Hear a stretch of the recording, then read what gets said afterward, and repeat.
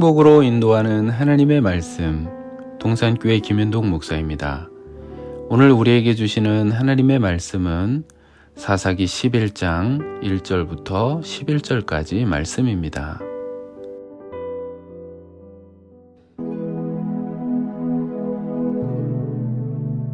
길르앗 사람 입다는 큰 용사였으니 기생이 길르앗에게서 낳은 아들이었고 길르앗의 아내도 그의 아들들을 낳았더라.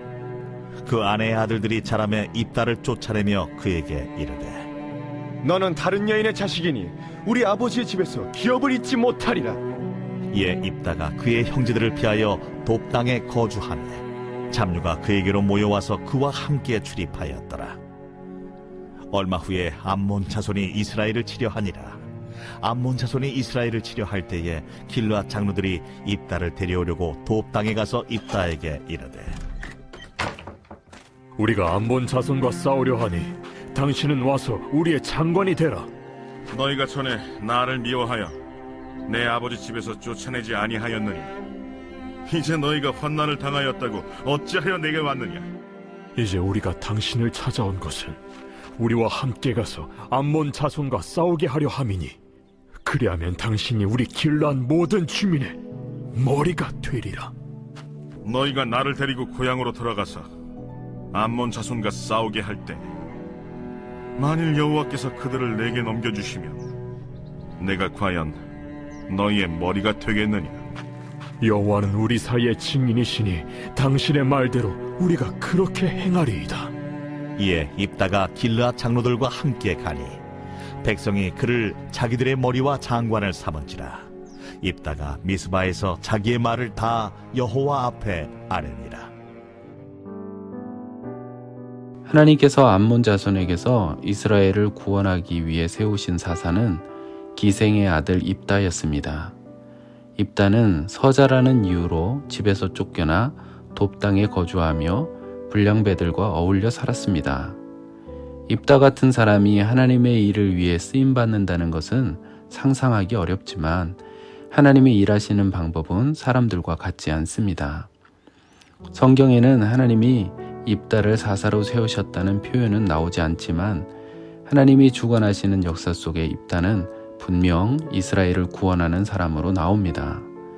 하나님은 우리가 알지 못하는 방법과 관점으로 일을 하십니다.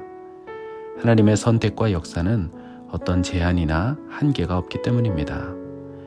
입다가 사사가 되는 과정에 길르앗 장로들이 입다를 찾아와 자신들을 위해 암몬 자손과 싸우고 그 대가로 길르앗의 통치자가 되라고 제안합니다.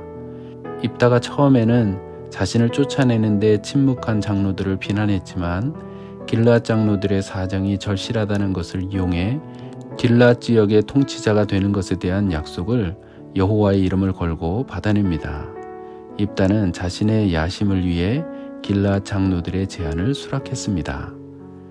길르앗의 장로들처럼 자신이 필요하고 아쉬울 때만 자신을 도와줄 사람을 찾듯이 우리도 그들처럼 하나님을 찾는다면 하나님은 그런 사람을 어떻게 보실까요?